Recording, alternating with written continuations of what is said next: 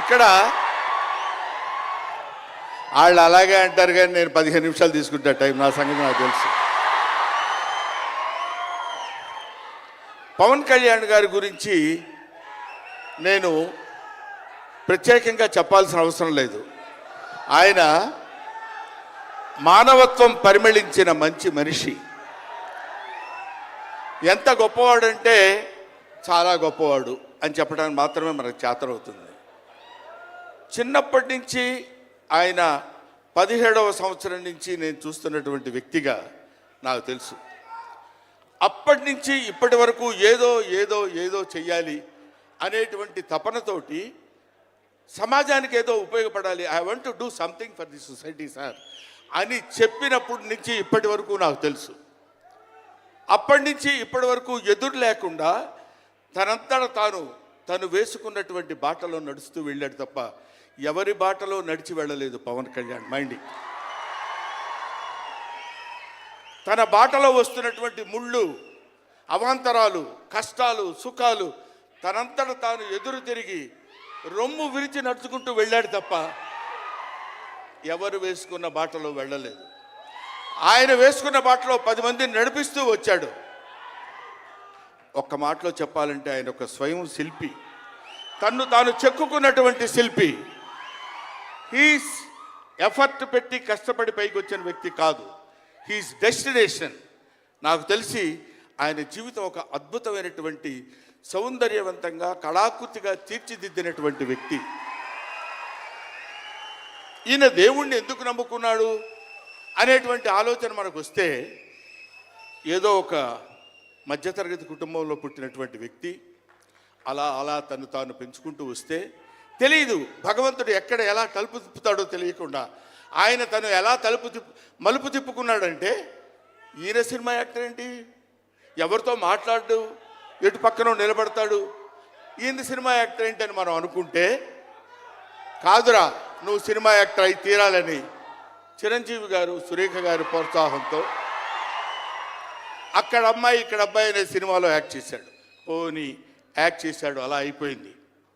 అయిపోయిన తర్వాత అంతటితో ఆగాడా, మళ్ళీ ఎందుకు తిరిగాడో ఈ పొలిటికల్ లైన్లో తిరిగాడు. ఇది ఆయన చేసుకుంది కాదు, ఇది ఒక డెస్టినీ ఆయన నడిపిస్తుంది. అలా తిరిగి తిరిగి తిరిగి లేచిన కెరటం గొప్పది కాదు, పడి లేచిన కెరటం గొప్పది.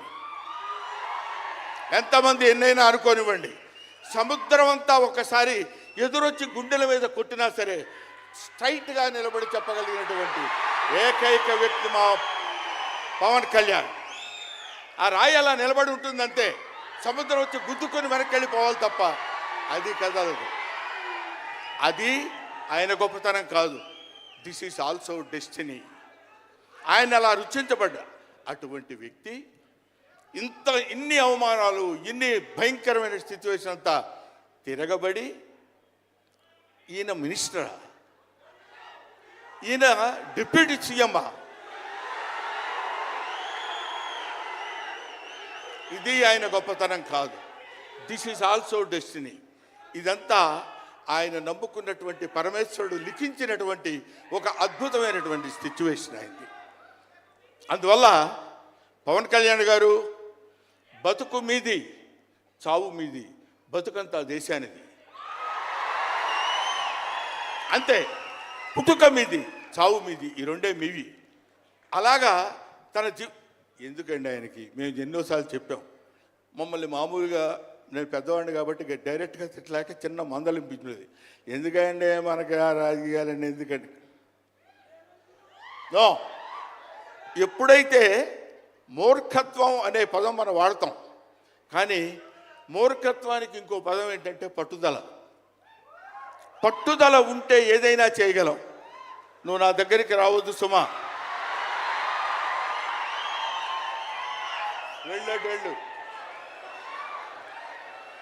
పట్టుదల ఉంటే మనం ఏమైనా చేయగలం అని చెప్పడానికి మహానుభావులు ఎంతో మంది పట్టుదలతో పెరిగారు, పుట్టారు, పెరిగారు. ఒక లాల్ బహదూర్ శాస్త్రి పట్టుదల, ఎడం చేత్తో కుడి చేత్తో పుస్తకాలు పట్టుకొని ఎడని చేత్తో గంగానది ఈదుకుంటూ వెళ్ళి చదువుకున్నటువంటి దాదాసాహెబ్ పాల్కే అంబేద్కర్, ఆయన పట్టుదల. ఎంతమంది చెప్పినా వినకుండా నేను I want to know the truth అని చెప్పినటువంటి రమణ మహర్షి పట్టుదల, రామకృష్ణ పరమహంస పట్టుదల, వీళ్ళందరూ పట్టుదలతో పుట్టారు, పట్టుదలతో పెరిగారు కాబట్టే ఇవాటి వరకు ఇలా నిలబడగలిగారు. ఇప్పుడు నేను చెప్పేది, రేపొద్దున ఆయన ఎంత గొప్పవాడు అవుతాడనేది మనం నిర్ణయించలేము, మన చేతుల్లో లేదు. ఇవాళకి ఈ స్టేజ్కి వస్తాడని మనం అనుకోలేదు. ఇక తర్వాత ఏ ఏ శిఖరాలనైనా అధిరోహించబోతున్నాడో అది ఆయన చేతుల్లో లేదు, మన చేతుల్లో లేదు. సకల సృష్టి స్థితి రేఖాడుడైన భగవంతుడి చేతుల్లో ఉంది. కాబట్టి ఆ నిర్ణయించినటువంటి ఆ డెస్టినీని నమ్ముకొని వెళ్ళేటువంటి మనిషి కాబట్టి ఆ మహానుభావుడు ఇంకా ఇంకా ఇంకా ఎన్నో స్థితులకు వెళ్ళాలి, ఎన్నో స్థితులను అధిరోహించాలి అని మనం కోరుకుందాం. అధిరోహించి తీరుతాడు.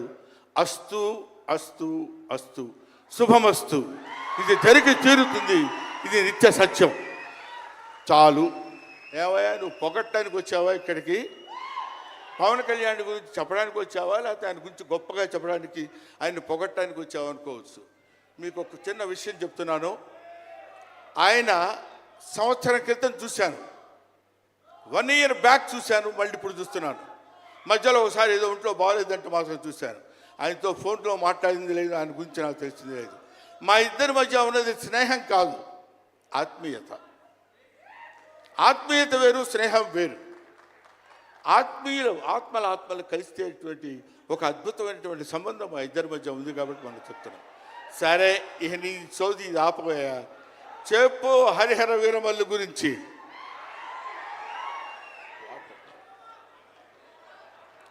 హరిహర వీరమల్లు ఇందాక తమ్ముడు భరణి చెప్పినట్టు,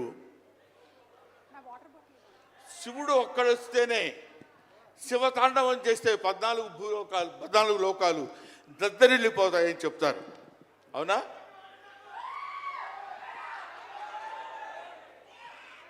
శివుడు త్రిశూలం పట్టుకొని తాండవం చేస్తే గడగడ గడగడగడ భూలోకం అంతా ఉణికిపోతుంది. అటువంటి శివుడు వస్తున్నాడు.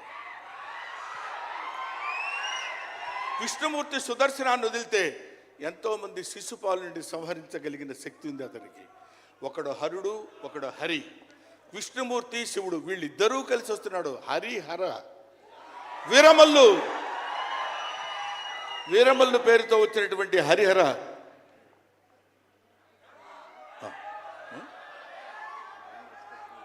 ఓకే, అందుకని హరిహర వీరమల్లు గురించి మధ్యలో చిన్న డిస్టర్బెన్స్ జరిగింది సార్.